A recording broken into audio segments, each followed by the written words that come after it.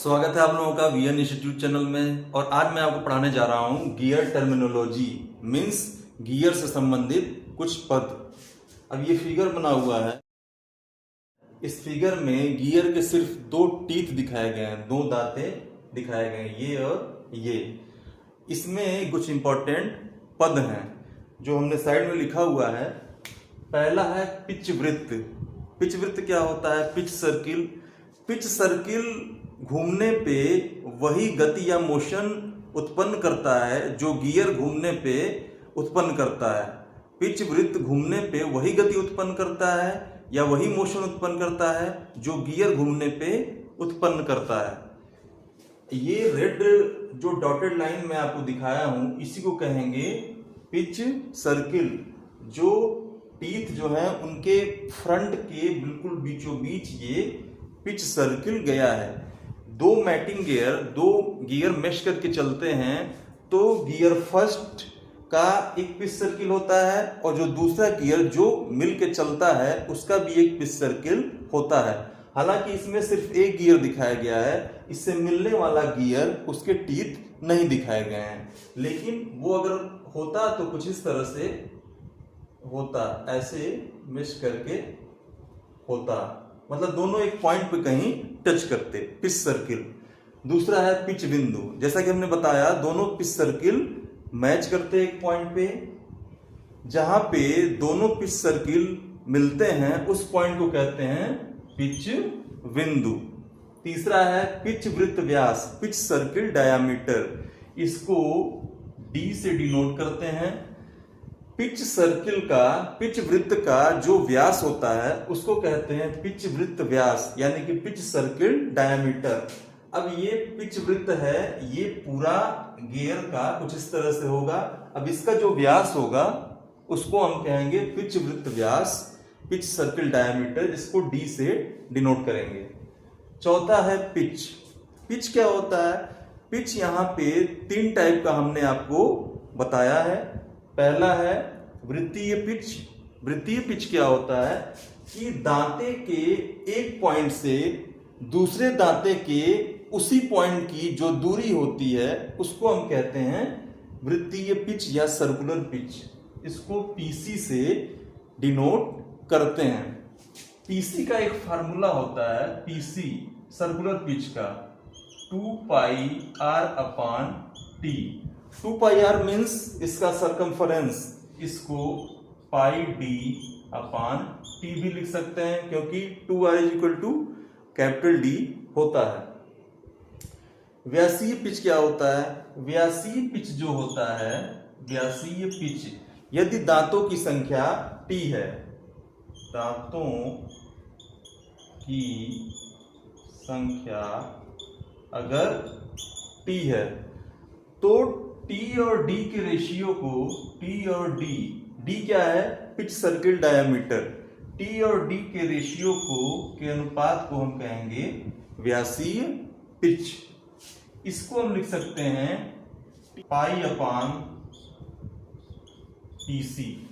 π/PC means यहाँ PC अगर रखेंगे तो पाई कैंसिल हो जाएगा, ये T/D हो जाएगा। इसमें तीसरा जो पिच है वो है मॉड्यूल। मॉड्यूल क्या होता है? ये व्यासीय पिच का जस्ट अपोजिट होता है। इसको m से डिनोट करते हैं। मॉड्यूल m =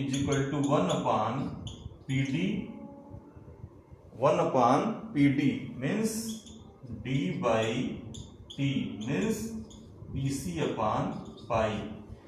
ये हो गया पिच। नेक्स्ट गियर टर्मिनोलॉजी है पांचवा, अडेंडम सर्किल। अडेंडम सर्किल क्या होता है? दांतों के ऊपरी पॉइंट से होके गुजरने वाला जो वृत्त होता है तो कहते हैं अडेंडम सर्किल। ये दांतें हैं, दांतों के ऊपरी पॉइंट पे ये जो सर्किल गुजर रहा है इसको कहेंगे अडेंडम सर्किल। अडेंडम सर्किल का जो डायामीटर होता है, डाया D+2m होता है, इसका डायामीटर होता है। डिडेंडम सर्किल क्या होता है? डिडेंडम सर्किल दांतों के जो जड़ होते हैं उससे होके गुजरने वाला जो सर्किल होता है उसको कहेंगे डिडेंडम सर्किल। ये जो सर्किल है ये डिडेंडम सर्किल है। डिडेंडम सर्किल का जो डायामीटर होता है वो होता है d-2 इंटू 1.157 m। ये फार्मूला होता है डायामीटर का, डिडेंडम सर्किल के डायामीटर का।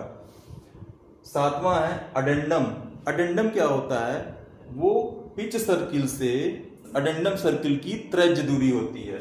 इसका फार्मूला होता है A इज इक्वल टू, इसको A से डिनोट करते हैं, A इज इक्वल टू वृत्तीय पिच मीन सर्कुलर पिच। इसका फार्मूला होता है पाई d अपान टी अपान पाई होता है, पाई d अपान टी अपान पाई, पाई से पाई cancel, that is d by T आ गया।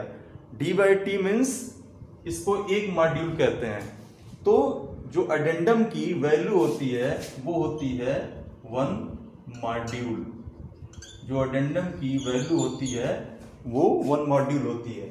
अगला है आठवां डिडेंडम।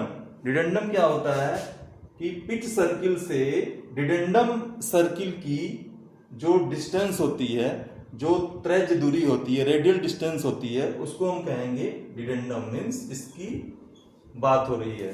डिडेंडम की जो वैल्यू होती है वो होती है 1.157 इंटू मॉड्यूल। इसको B से डिनोट करते हैं, B is equal to 1.157 module, 1.157 into module. अगला जो टर्मिनोलॉजी है वो है अवकाश। अवकाश मीन्स क्लियरेंस होता है। क्लियरेंस यहाँ पे ये दिखाया गया है, ये जो डिस्टेंस है इसको कहते हैं क्लियरेंस। मीन्स क्लियरेंस की जो वैल्यू होती है डिडेंडम माइनस अडेंडम, मीन्स डिडेंडम और अडेंडम का जो डिफरेंस होता है उसको कहते हैं क्लियरेंस। दांतों की मोटाई क्या होती है? दांतों की मोटाई, ये जो आप देख रहे हैं ये होता है दांतों की मोटाई, टूथ थिकनेस। मीन्स दांते की जो थिकनेस होती है उसको कहते हैं टूथ थिकनेस। मतलब एक सिरे से दूसरे सिरे के बीच की जो डिस्टेंस होती है उसको हम कहते हैं टूथ थिकनेस। फेस क्या होता है? फेस पिच सर्किल से दांतों के चौड़ाई में जो ऊपरी सरफेस होता है उसको कहते हैं फेस। और पिच सर्किल से जो नीचे का सतह होता है दांतों की चौड़ाई में उसको कहते हैं फ्लैंक। फेस की चौड़ाई क्या होती है?